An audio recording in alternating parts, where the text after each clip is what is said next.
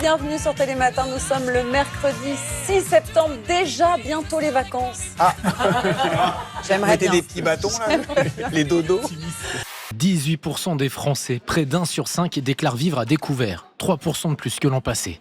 32% n'ont pas les moyens de manger sainement 3 fois par jour. Pour remplir leur trésorerie, beaucoup ont recours aux crédits renouvelables, d'un montant de moins de 3 000 € en général. Ces crédits ont des taux d'intérêt très élevés, jusqu'à 20%. Le risque, le surendettement. Un tiers des familles rencontrent des difficultés pour pratiquer une activité sportive ou de loisirs pour leurs enfants ou pour les membres adultes de la famille. Un quart de ces mêmes familles doit se passer de mutuelle. Au-delà, ils sont 45%.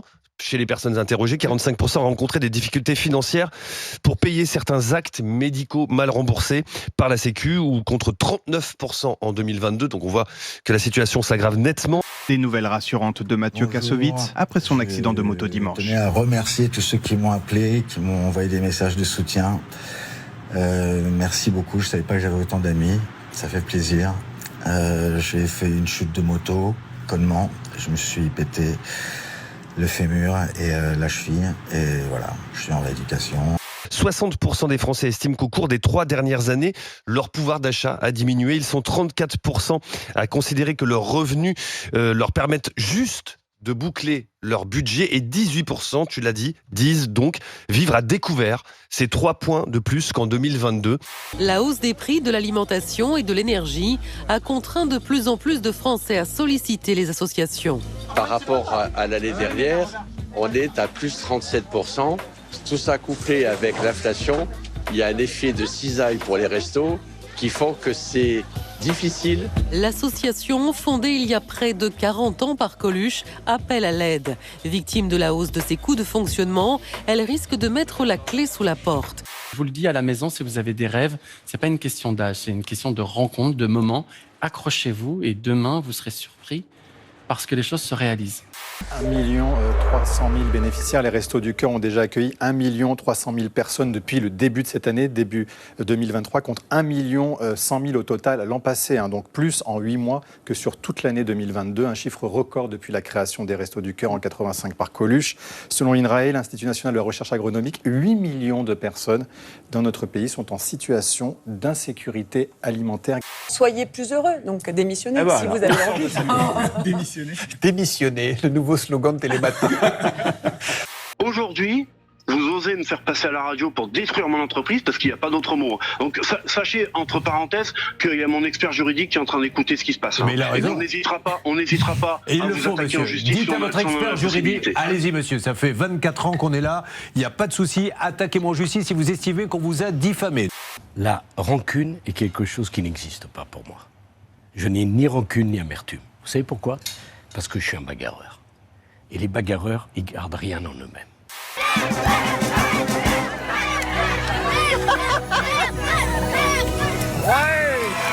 Mais si vous faites un livre, M. Cohen, je vous dis un conseil. Si c'est pour faire de la guimauve, achetez-vous une confiserie, pas une librairie. Nous, on a dit tout ce que nous a raconté cette dame, on a même des preuves, on a les textos. Attendez, monsieur, vous allez même dire à votre expert juridique que vous avez traité cette femme par texto ou par téléphone. Hervé, rappelez-nous ce qu'a dit ce monsieur. Monsieur a dit qu'elle était conne comme la lune. Est-ce que vous le confirmez, monsieur ?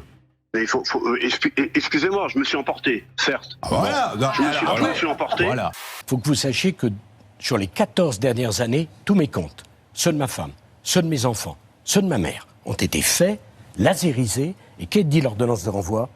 Il n'y a aucun soupçon d'enrichissement personnel de la part de Sarkozy. C'est vrai ou c'est pas vrai ? Oui, c'est vrai, mais là on parle de financement de campagne. Non, mais attendez. Vous me faites penser à Sarkozy, vous. attendez que ça fasse mal avant de répondre. Gigantesque tricherie au marathon de Mexico.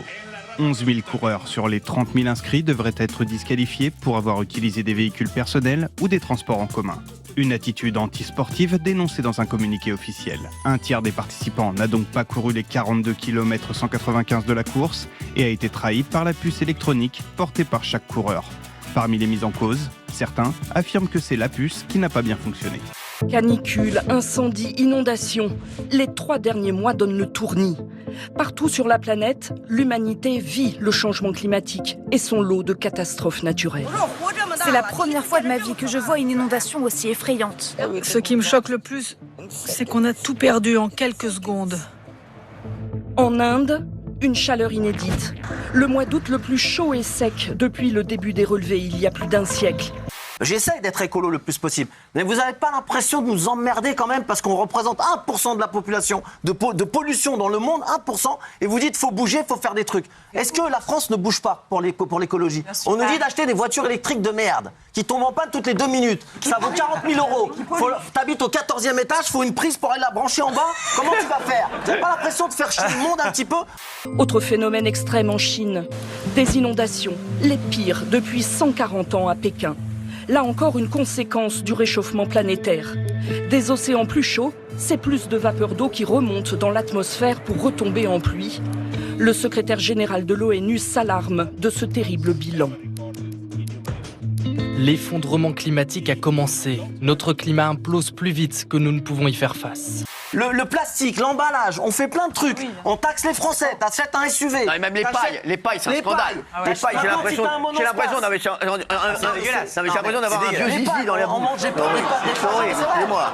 C'est vrai. Les pailles écolo, c'est horrible. Tu peux pas acheter un monospace parce que si t'achètes un monospace, on va taxer parce qu'il est trop lourd. Alors faut t'achètes une autre voiture. S'il y avait rien de fait, je serais là en train de vous dire, vous avez raison.